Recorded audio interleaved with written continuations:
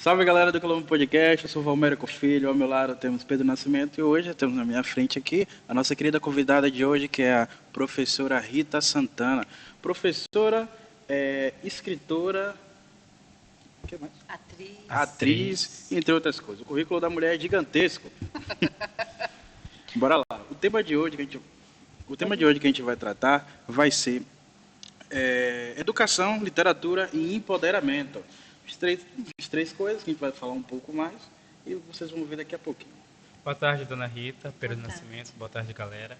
Quero agradecer por ter aceitado nosso convite prontamente. Muitíssimo obrigado por estar aqui. Estamos muito felizes, muito contentes. Muito obrigado. Vamos iniciar com a pergunta que o Marco vai fazer. Bora lá. Dona Rita, para a senhora, a importância da educação na formação do indivíduo e na sociedade? Infinita. A educação, ela é o nosso portal para a sociedade. Eu acredito nisso, principalmente como uma mulher oriunda de uma família pobre, né, das classes populares. É o único caminho de inserção social, eu acredito, ou um dos caminhos, né, mais legitimados para que você tenha um futuro, uma vida, uma existência com dignidade, mas principalmente assim, mais do que a dignidade, mais do que a possibilidade de emprego, mais do que, olha quanta coisa, acesso à educação, Verdade. acesso ao conhecimento, que é para mim a coisa mais preciosa que nós temos, né? O conhecimento, estamos aqui numa escola, isso para mim é a coisa mais sagrada, não apenas para objetivos concretos como a vida profissional, o trabalho, um grau de escolaridade, não apenas para as coisas práticas, mas principalmente para uma contribuição interna da existência, uma construção existencial. Sem a educação, você perde muito do que a humanidade já construiu. Então, acho que a gente não herda, é um herdeiro sem herança, sabe? Verdade. Para saber de tudo, para saber das estrelas, para saber da literatura, para saber da ciência, para saber de todas as áreas do conhecimento e você tem a oportunidade de escolher uma delas ou algumas para aperfeiçoar e aprofundar, enfim. Acho fundamental a educação. Agora sim, você falou um pouco, aí eu gostaria de voltar de novo no começo e perguntar uma coisa. Pessoal, que ela poderia explicar pra gente quem é Rita Santana, onde Rita Santana viveu, onde Rita Santana nasceu, onde ela se formou, onde ela trabalhou, Tá. onde ela trabalha atualmente. Eu nasci em Ilhéus em 1969, completarei 55 anos agora em agosto. E de Ilhéus, o meu pai, por uma questão de emprego, e aí é uma época onde não se preocupa muito, a nossa classe não se preocupa muito com formação universitária. Aquele período não era esse período que vivemos hoje. Então, o meu pai não chegou a cursar uma universidade, mas ele tinha uma escolaridade que permitia que ele transitasse por alguns empregos e nós seguíamos o pai pelas cidades, enfim. Então, fomos muito cedo para Vitória, Espírito Santo, pelo trabalho do meu pai, depois para Itabuna, isso tudo ali transitando mesmo pelo emprego dele. E aí eu consigo, em algum momento, a família se transfere para Ilhéus, e ali eu faço teatro de rua, faço um teatro clássico também com Pedro Matos, formamos um grupo chamado Caras e Máscaras, que era um grupo de teatro em que trabalhávamos muito com música, muitos autores da MPB, autores clássicos da literatura universal também.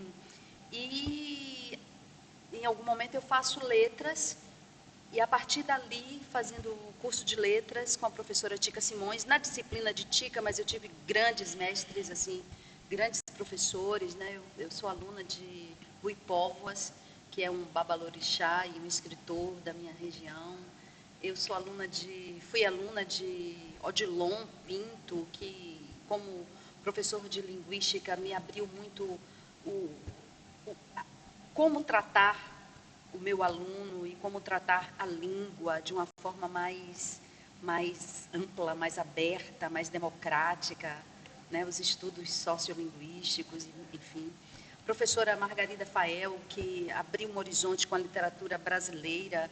Trabalhamos muito, estudamos muito Manuel Bandeira, Drummond, né, ali, intensamente, fazendo provas e estudando os textos.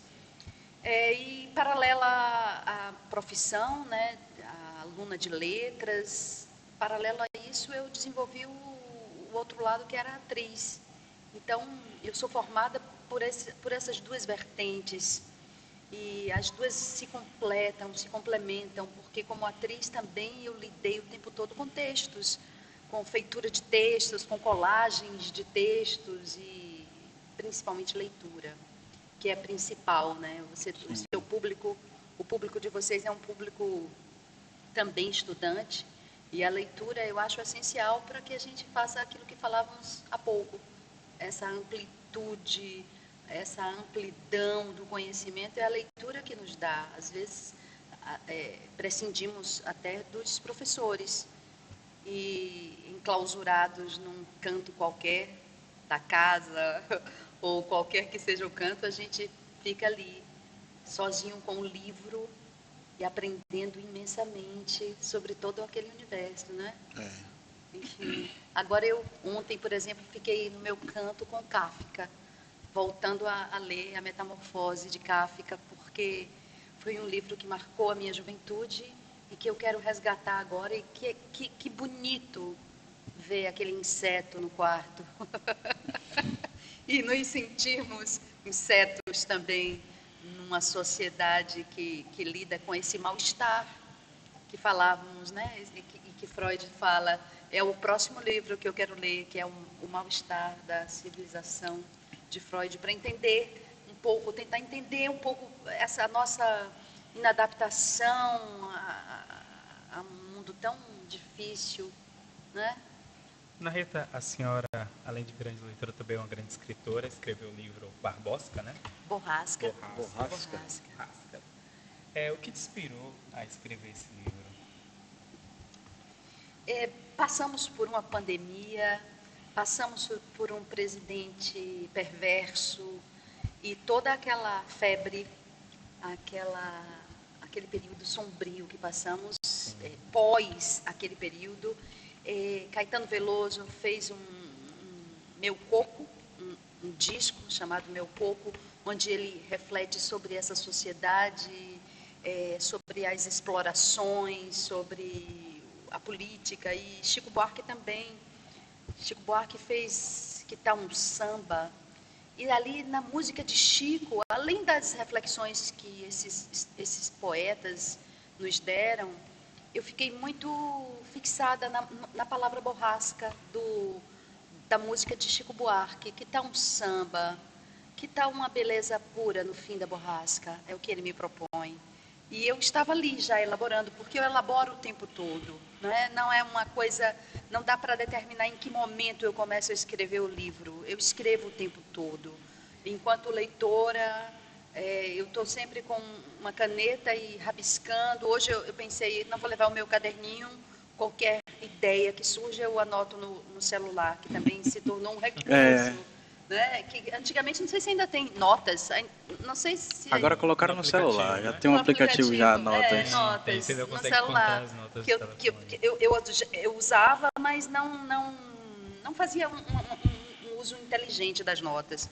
Mas eu digo, aqui tem onde, né? E o próprio Drive, Sim. que está aqui, que é o meu grande arquivo, eu coloco tudo lá.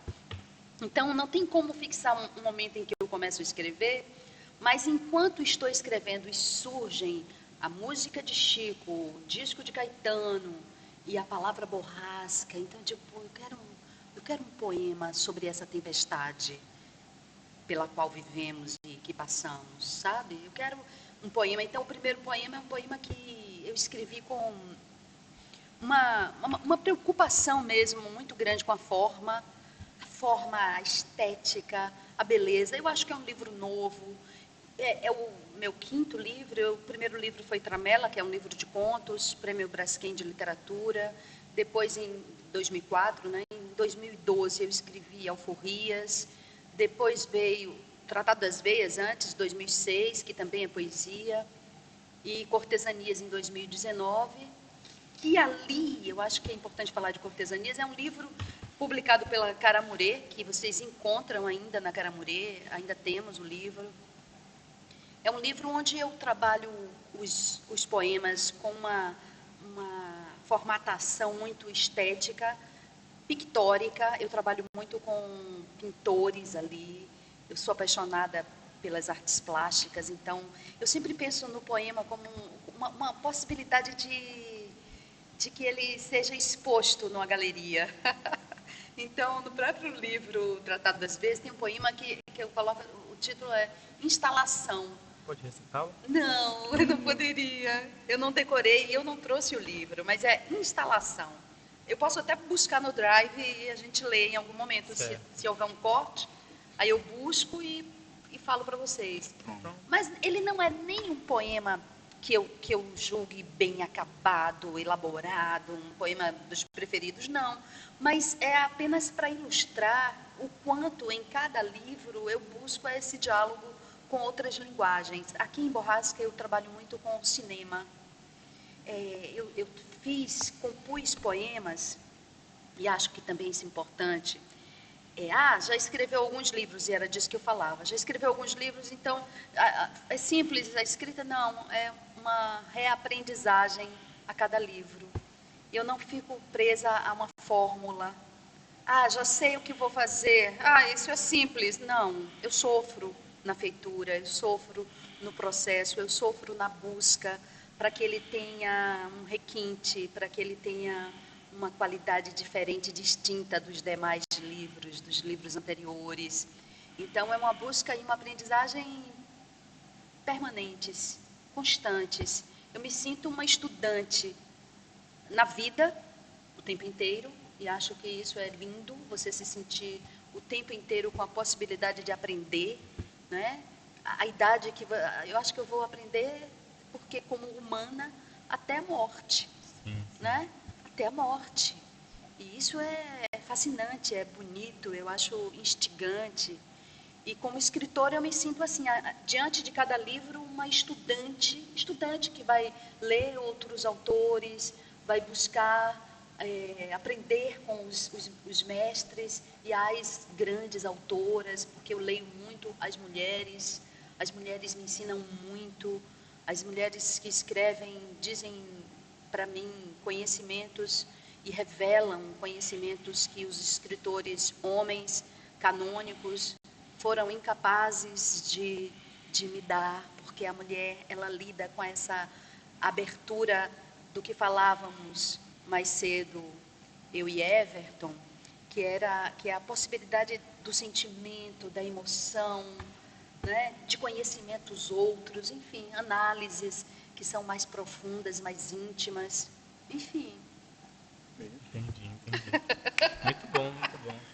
Agora me diga uma coisa, como a senhora vê a literatura no desenvolvimento pessoal e social? Chega a ser preocupante o que eu sinto em relação a isso. Eu acho essencial. Eu não consigo conceber o ser humano diante da possibilidade que nós temos hoje de acessar a escola, acessar a internet para conhecer, entretenimento também, que também aprende pra caramba através do entretenimento e das redes sociais usadas para conversa, se aprende muito, o tempo inteiro. Mas diante da possibilidade que a sociedade tem hoje de acesso a conhecimentos, de acesso aos livros e à literatura, que você me pergunta especialmente pela literatura, não é? Sim. A pergunta é essa, a importância da literatura. A importância da literatura. Como a senhora vê a literatura no desenvolvimento pessoal e social? Desenvolvimento pessoal e social. A literatura é um instrumento que nós temos de grande possibilidade de autoconhecimento. Então, à medida que você se autoconhece, você tem possibilidade de conhecer o outro. A literatura me dá a oportunidade de mergulhar em outras pessoas, em outros universos, através da empatia, pela personagem, pelos personagens, os dramas que eles vivem, sem que eu precise necessariamente passar por aquela experiência. E no momento que eu passo pelaquela experiência, ou por uma experiência muito próxima, supostamente, né, eu estou mais preparada. A literatura prepara o ser humano, o homem, a mulher, o ser, sabe? Os seres em suas diversidades de gênero, de escolhas, de possibilidades, para que ele entenda mais o que se passa, quais as razões daquele ato. Sabe, é você ler, por exemplo, Clarice Lispector, quando ela escreve um texto que eu acho que... Eu trabalhei como professora na minha escola, eu trabalhei nas últimas turmas que eu ensinei, porque agora eu sou aposentada. Eu trabalhei, Clarice, com um texto em que ela fala sobre um bandido que foi morto pela polícia. Ele foi morto com 13 tiros. 13 tiros. E Clarice Lispector vai dizendo assim: no primeiro tiro eu senti um frio na espinha. O segundo tiro, e ela vai de uma forma gradual dizendo o que foi o primeiro, o segundo, o terceiro, o quarto, até o 13º, onde ela diz: no último, eu morri. Porque a literatura possibilita que você se transponha para a vida do outro e para a morte do outro. E aí ela faz uma denúncia sobre a inutilidade, a brutalidade, a perversidade de matar um bandido com 13 tiros. E ela diz: bastaria um para matá-lo. Então aí já se torna o prazer, o prazer de matar. Já não há uma necessidade, defesa nem havia, não era nem autodefesa. Eu esqueci o título desse texto. Procure para mim. Mineirinho. É um bandido do Rio de Janeiro, conhecido, que tinha problemas mentais e é morto pela polícia, e ela constrói essa crônica. O meu trabalho como professora, ao levar a crônica para os meus alunos, é que, através da literatura, pensássemos na violência policial. Pensássemos na violência policial como um problema que deve ser resolvido na sociedade atual. Sim, com certeza. Né? Atual, olha, é atemporal. Clarice escreveu isso lá na década de 70, do século passado. Entende? Então, o que é a literatura? E quando eu volto à Kafka, eu falei para vocês, ontem eu senti, comprei um livro lindo, a nova edição da Nova Fronteira. Lindo livro, porque traz inclusive os desenhos, porque às vezes é isso, o escritor precisa desenhar. A própria Clarice pintava. Nós, como seres humanos, sentimos necessidade de lidar. Eu fico o tempo todo achando que vou pegar o meu caderno de desenho e o meu lápis de cor e voltar a desenhar, porque o desenho sempre esteve presente na minha vida. Eu desenhava vestidos, eu achava e acho que se eu tivesse uma outra condição familiar, um outro acesso, se eu tivesse vivido o que vocês vivem hoje, em termos de você ter um Enem, você ter facilidade para fazer uma faculdade de moda, talvez eu fosse um estilista e não uma atriz, uma escritora, entende? Essas possibilidades políticas, elas nos dão um leque de possibilidades que não nos davam, a política não nos dava. Por isso é importante continuar votando em gente que não seja fascista, que não seja elitista, né? Continuar votando em pessoas que se preocupam com literatura, com cultura. Saímos da pandemia, olha a importância de ir ao teatro, a importância de ler um livro, de ouvir uma música, né? Verdade. Enfim, te respondi? Respondeu muito. Muito. Entrando nessa questão que a senhora falou, não sei se a senhora conhece a atriz Denise Fraga. Sim. Ela fez o Alto da Compadecida, um Sim. filme muito legal. E ela tem uma fala que ela diz assim, que uma pessoa que leu, por exemplo, Dostoiévski, ela está mais preparada para passar pelos dramas da vida. Entrando nessa questão, eu quero fazer uma pergunta aqui. Como é que a senhora acha que a literatura ela ajuda na formação do indivíduo? É muito, muito próxima, né, da pergunta anterior. Sim. É exatamente isso. O indivíduo, através da leitura, você se torna menos preconceituoso. Sim. Ou você olha os seus preconceitos e diz assim, nossa, peraí, olha meu olhar como está contaminado, olha como eu estou sendo tóxica, olha como eu, porque a gente, é fácil falar do outro, não? Olha Sim. como ele foi tóxico, olha aquela atitude, olha como ele tem um olhar colonizado. Meu movimento hoje é para olhar para mim e falar assim, olha, em que momento eu sou colonizadora também? Em que momento eu sou escravocrata também? Em que momento eu sou preconceituosa também? Quando eu sou tóxica, e é óbvio, fazer a revisão disso. Então, o livro, a literatura e a arte, de uma forma geral. Porque você vai assistir um texto lá no teatro, e aquele texto do teatro diz assim, peraí, eu preciso repensar a vida. Eu preciso repensar a minha vida. Eu sou aquela mãe, ou eu sou aquela filha que está ali no palco, sabe? A música faz isso. Você ouve uma música e diz, espera aí, eu tenho que repensar o amor. Não é? O amor, como eu estou me comportando diante do amor, diante da morte, né? A arte, de uma forma geral, e acho que a literatura talvez de uma forma muito particular, porque é o que falávamos, é muito íntimo. É você e o livro, você e a possibilidade de encontrar ali na poesia, na prosa, no romance, qualquer que seja o gênero, você se deslocar e falar assim, ei, peraí, olha o que essa família está vivendo. Eu lembro que adolescente eu li Doralina, ou Doralina, como queiram, de Raquel de Queiroz, e tomei um susto incrível com que aquela família que tinha artistas no meio. É um livro que eu quero ler novamente.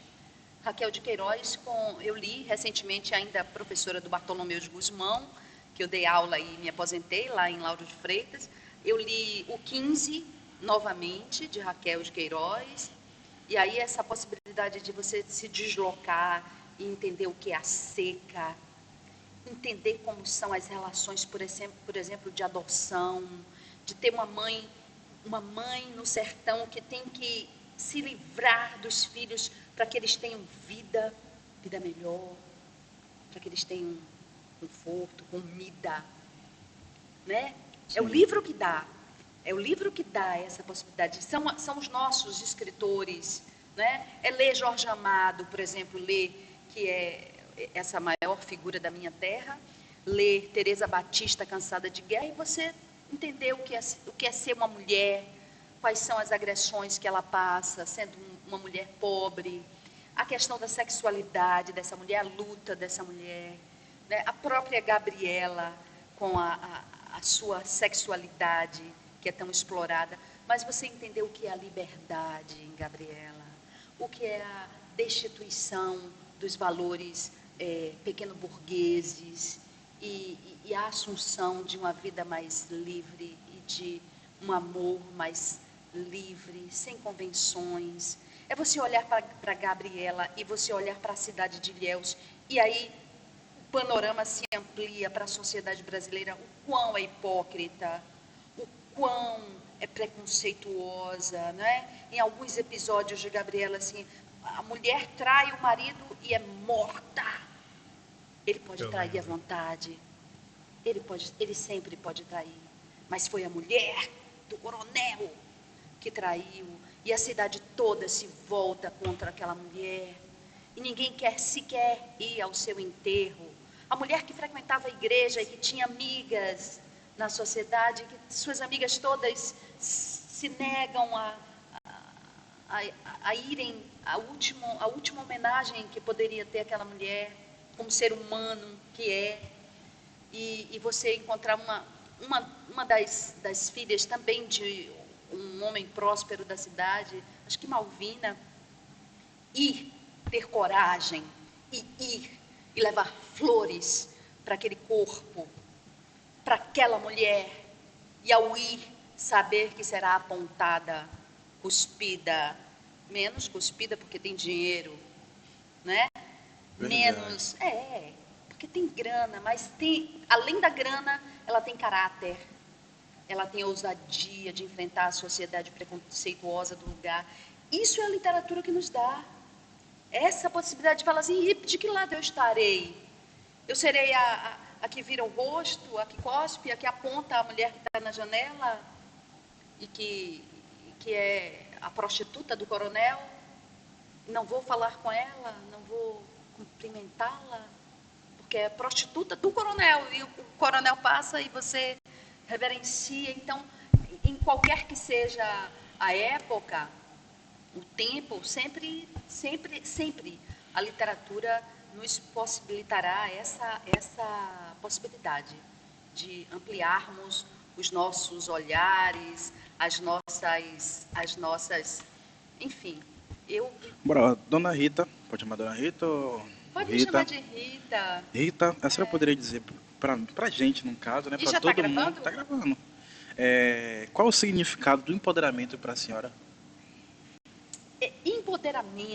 Empoderamento feminino, empoderamento da mulher negra, tudo isso converge com o que falávamos para mim, que é você lidar com textos, autores negros, textos de autoria feminina, trabalhar o feminismo principalmente. Eu acho o feminismo essencial para essa desconstrução da sociedade, para que nós possamos olhar para um mundo onde as mulheres tenham lugares que elas queiram ter, né? Que elas sejam respeitadas nas ruas. Eu acho que a questão de política pública tem que ajudar, tem que contribuir para essa libertação, porque nós não podemos sair nas ruas o horário que nós desejamos sair.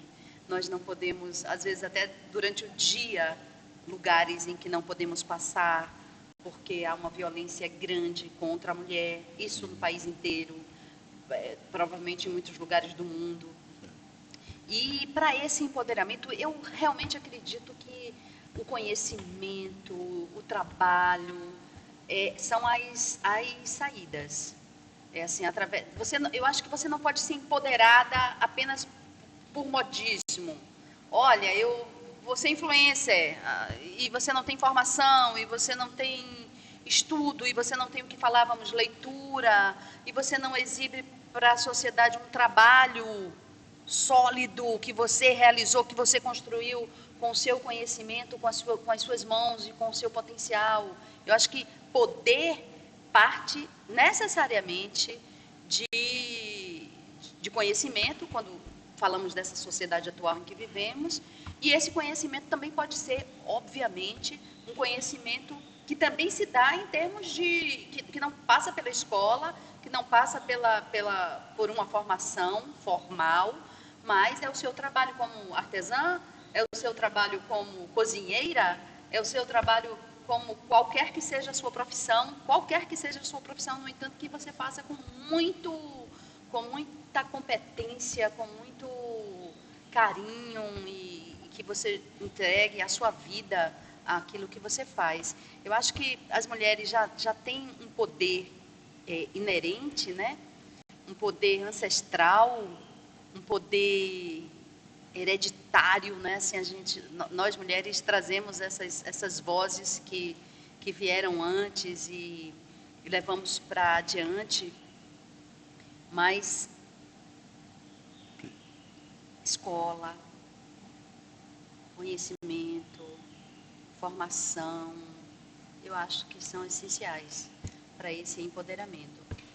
Ao mesmo passo em que a sociedade precisa constantemente ser reconstruída. Então, esses parâmetros machistas devem ser, com o apoio público das leis, legislativo, sabe a questão do aborto, por exemplo, é uma questão de saúde pública, né? A questão das drogas, eu acho que deve ser vista também como um problema de saúde e não utilizada de uma forma instrumental para aprisionar e encarcerar homens pobres e negros, como tem sido utilizada ainda hoje na nossa sociedade. Há americanos que estudam sobre isso, né? A própria questão da maconha, que é a que está mais em evidência, né? Como ela é utilizada, e agora o Supremo parou para definir quantas gramas, né? Quantos gramas. É uma discussão muito mínima ainda. Sim, Então, isso vai ter que ampliar, com certeza. porque ainda se usa do mecanismo do preconceito para encarcerar. Encarcerar homens e não são homens da classe média, porque esses não são visitados. Esses não são os brancos, classe média alta, esses não são perturbados no uso que fazem. Quem são perturbados são os meninos negros, pobres, que são encarcerados maciçamente no país. Então, são essas questões. A questão do aborto, a questão da droga, eu acho que tudo isso, a questão do machismo, né, a violência contra as mulheres, vocês que são jovens, até a consciência, vocês precisam ter a consciência de que numa fala entre homens e mulheres, vocês não podem interromper a fala da mulher, vocês Jamais. não podem tentar explicar para a mulher problemas que são inerentes à mulher, como se fossem os donos da verdade, porque isso ainda a sociedade ainda se coloca de uma forma muito prepotente diante dos saberes, diante do saber, como se a mulher fosse desprovida de inteligência. Ainda hoje se tem esse tipo de comportamento. Então, eu acho que muita coisa precisa ser revista no ambiente social, no ambiente político, enfim. A senhora, como atriz de teatro, qual a importância do teatro para a educação de jovens, adultos, crianças, mulheres? O que o teatro representa? O teatro tem, assim, sempre, né, a sua origem num ritual. O teatro se confunde com religião, né, com música, os ditirambos, a coisa grega, as máscaras africanas, né? A África tem uma origem teatral também muito forte. Eu acho que é uma possibilidade de aquilo que falávamos da empatia, de uma forma muito mais intensa, porque você está vendo diante das personagens, diante dos deuses e dos ditames dos deuses, e o Deus está ali diante de você, e o casal humano está ali diante de você, o pai está ali vivendo aqueles conflitos todos, a traição, a morte, não é? A doença mental, pensando numa dramaturgia brasileira, você se e aí o teatro e o cinema, né? O cinema bebe muito dessa fonte do teatro. Então eu penso no teatro, mas penso também no cinema, a questão dos problemas das classes populares, e você se colocar ali diante daquilo. Enfim, o teatro tem uma função que é você vivenciar e estar, como se muitas vezes você está dentro da cena, a quarta parede é rompida e você é chamado você é convocado a saber que você está ali e que o ator está falando com você. Então você faz parte, você agora também é um ator, e o ator também é você, e estamos juntos discutindo qualquer que seja o drama ou uma comédia, onde você vai aprender tanto sobre si mesmo e sobre o outro, né? Se colocando de uma forma mais contundente, de uma forma mais perigosa, porque você está diante. Agora todos nós estamos em cena e na plateia, vivendo por um tempo muito contado, curto, vivendo uma realidade que concerne a todos nós agora. E agora estamos inseridos nesse problema que é humano, absolutamente humano. E vamos juntos entender um pouco mais sobre essa humanidade, sobre a humanidade que está em nós e que está no outro. Com tudo, com a violência, com a traição, com o incesto, com o assassinato, com tudo que é humano, o amor, a tragédia, tudo que herdamos, né, dos dramaturgos, Lorca, Brecht, tudo. A senhora ainda faz peça ou Participa de teatro ainda? Não, ano passado eu fiz uma leitura dramática no Vila Velha, e aí foi lindo o que fizemos, porque o Vila Velha faz leituras dramáticas que são espetáculos, são encenações, então temos a sonoplastia, temos o cenário, o próprio figurino é trabalhado para aquela leitura. E aí lemos uma tragédia real que abalou a Bahia anos atrás, que foi um avião que caiu cheio de dinheiro e a comunidade e a comunidade pegou o dinheiro e a comunidade foi morta. Porque perseguiram as pessoas pobres daquela comunidade que pegaram o dinheiro. Então, a gente viveu no espetáculo no Vila Velha o ano passado essa tragédia. E aí, olha o poder do teatro. Tudo que eu vi na televisão, ainda jovem, porque eu era jovem, muito mais jovem quando isso aconteceu, aqui no interior da Bahia, eu tive a oportunidade de vivenciar como personagem. E aí, como personagem, é como aquela mulher que está em casa, sabendo que sua família vai ser devassada pela polícia porque pegou o dinheiro, ou supostamente pegou, ou não tem investigação, sua casa vai ser invadida. Foi isso que vivemos ali naquele espetáculo. Olha o poder do teatro. Aí eu deixo aquela condição da menina que está em Ilhéus, vendo a televisão, e passo a ser atriz, vivendo. E o público testemunha conosco e comunga conosco dessa realidade que a dramaturga traz para o palco, que é a tragédia de ver famílias como as nossas, numa mesa como a nossa, e de repente a polícia chega e derruba tudo, e acaba com tudo porque está atrás do dinheiro, onde vocês esconderam. E aí, novamente, a possibilidade de testemunharmos que a sociedade lida com pobres e com ricos de uma forma muito distinta. Sim. Porque as casas que são invadidas não são as ricas, nem dos brancos. Né? Para ser invadida tem que ter um mandato. Primeiro, teria, né? Tem que ter, né? Você não pode chegar lá, né? Teria. Vai que a pessoa que você está invadindo a casa é um advogado, é um juiz. Tá entendendo? Então é muito complicado. Me responda uma coisa. A senhora foi professora de Everton. Sim. De Evertinho, de Tom. A senhora chegou a influenciar ele? A senhora acha que influenciou ele na questão de teatro, de performance? Porque ele, até um tempo atrás, ele fazia peça, não é isso? Fazia peça, parou, né? Se aposentou, né, meu filho? Tá jovem, já tá aposentado. Já tá jovem. Tá jovem e tá aposentado, né?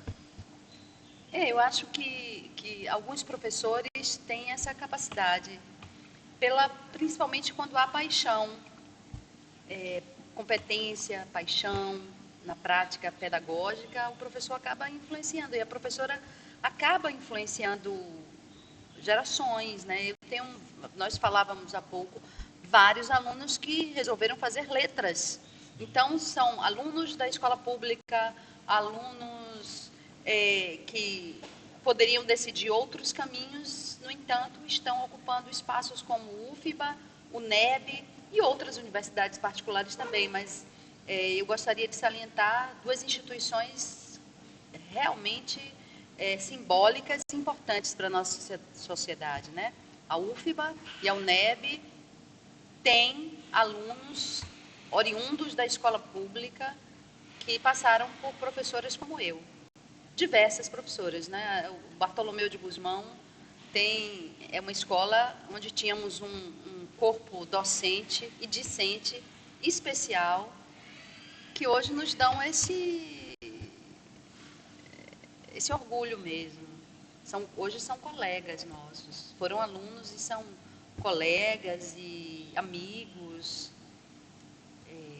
É uma relação muito íntima a do professor com o aluno, no sentido de que a troca simbólica que vivemos na sala de aula e durante aqueles anos de convivência e de formação, nós trocamos coisas muito poderosas que ninguém mais na sociedade vai poder atuar daquela forma na alma do outro, a não ser o professor, a professora, porque trabalhamos, imagine, trabalhar mineirinho e depois discutir, aí depois tem um debate, aí você vai ver o colega que defende o assassinato do rapaz, aí você numa disciplina É como complicado, ética.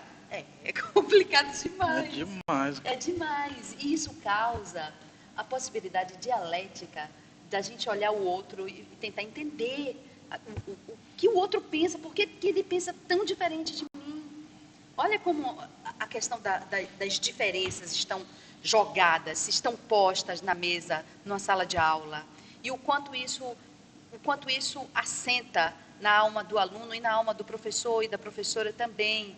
Assenta sentimentos, emoção, afeto, afetividade, a possibilidade do diálogo, a possibilidade de enxergar, entender a diferença sem ofender o outro, sem matar o outro porque o outro é diferente de você, né? Você ir até o limite em que você pode, olha, matou Mineirinho com 13 tiros, estamos discutindo ética, e aí a ética na justiça, a ética na polícia, a ética na nossa sociedade, a ética na nossa família, porque o cara que morreu não é de uma família outra, senão a nossa, não é? Com certeza. Começar a se olhar no espelho também, porque o jovem negro às vezes acha que ele é branco. Então aí é a hora que a escola entra. Em algum momento ele quer ser branco, né? E aí é a hora da escola começar a trabalhar, e temos feito isso.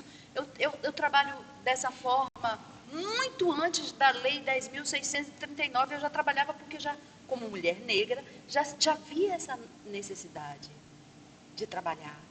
Para que o meu aluno soubesse que primeiro ele tem que saber que eu sou negra, porque ele olha para mim, porque eu sei, porque eu sou professora, porque eu estou ali, a senhora não é negra. Então, isso eu vivi durante essas décadas de docência. Então, quando a Lei 10.639 chega, depois a lei que também inclui o indígena, é o momento em que o professor tem como ferramenta legal na escola, para uma ferramenta onde ele possa, de uma forma legal, dizer à escola, à direção da escola e à coordenação da escola, que precisamos tratar daqueles assuntos de forma curricular, em forma de avaliação. A avaliação vai incluir esses problemas. Vamos discutir racismo, vamos discutir o machismo, o feminismo. O feminismo será uma ferramenta para a escola também, para a gente lidar com essas mudanças necessárias para a sociedade, para que nós possamos viver mais livremente. Verdade. Agora a gente pode citar aqueles poemas que a senhora estava guardando para o finalzinho? Pois não. Cariátide. Pesam-me os ombros, assombro-me diante do suspiro daquele homem soterrado em nevascas, aquele homem que me devasta o espírito, enquanto eu, subterrânea, errônea, enviesada de adeuses, emerjo dos porões do cárcere e aspiro o ar, aspiro asas de libélulas libérrimas, sobrevoo suas carícias, sobrevoo suas falácias, sobrevoo seu falo de falências, acaricio-me, gozo-me, ejaculo-me, já não fio os dentes, esqueço o ritual das arcadas, foge-me a engenharia da boca, a função da língua, a dureza do palato, a gênese do beijo e tudo que em mim saliva, saliva, saliva. Fujo aos espelhos, às cepas escravocratas que testemunham vilanias nos vinhedos do sul. Abandono o pensamento em canoas que navegam por suas escápulas extensas, por seus trapézios exaustos que escapam das minhas escamas e me encerram em marinas vastidões. Meus ombros não suportam o mundo. Certo, Parabéns. Perfeito, parabéns. Esse foi um poema do livro Barroca de Rita Borrasca. Borrasca. É uma borrasca barroca. Olha só. É uma borrasca barroca. É uma borrasca barroca. Agora, dona Rita, por favor, a senhora olhando para aquela câmera ali, o que a senhora gostaria de dizer para essa juventude? Né, Pedro? Para a juventude, para o seu público. Aos estudantes, eu diria que saboreiem a escola. A escola pode ser muito saborosa, muito como vocês a fazem aqui, porque são vocês, estudantes, que estão fazendo esse momento da escola. É na escola em que vocês estão construindo essa troca simbólica de conhecimento, de construção. Provavelmente vocês sairão daqui pensando em comunicação, né? Serão os nossos jornalistas, os nossos cineastas, os nossos artistas. Então, que saboreiem os livros, saboreiem sem preconceito. Eu não gosto, não, saboreia, experimente, prove, não percam as disciplinas. Tem coisas muito saborosas nas disciplinas. Há conhecimentos que são importantes para a vida e para o prazer e para a sua formação como intelectual, né? Como um ser humano que explora as suas camadas, as suas zonas cerebrais de uma forma mais ampla e não fica restrito a passar numa prova, a obter uma nota. Não, porque a vida exige mais. A vida exige mais. E eu não vejo nada mais confortável, nada mais precioso na existência, senão o conhecimento. A possibilidade de abrir um livro e me deparar, como ontem eu fiz, com Kafka e aquele jovem que está virando uma barata, um inseto no quarto. Uma mosca. Uma mosca no quarto, enlouquecendo e aí possibilitando que nós pensemos na sociedade, no emprego, na família, na relação pai-mãe, filho e na nossa própria existência. Estudem, leiam, vejam filmes, assistam, e não apenas esses filmes que nos dão comerciais, não, vamos explorar os museus, explorar as exposições que estão aí, gratuitas, abertas a todos. Vamos explorar e invadir os espaços que a sociedade precisa abrir cada vez mais, mas nós precisamos também empurrar a porta, Sim, invadir, certeza. ocupar. São as ocupações, né? Eu acho que vocês usam a palavra hoje de uma forma precisa. Vamos ocupar o espaço e vamos fazer ocupações para que nós possamos adentrar essas áreas do conhecimento que são nossas. Tudo é nosso, está tudo dado. A gente só precisa invadir e ocupar. Dona Saboreiem Rita, tudo. queremos agradecer a sua presença. Saboreiem. Muito obrigado, foi muito bom, Obrigada foi muito a gostoso. vocês. Se pudéssemos, ficaríamos horas e horas conversando. Obrigada. Mas chegamos ao nosso fim. Muito obrigado mesmo. Obrigada.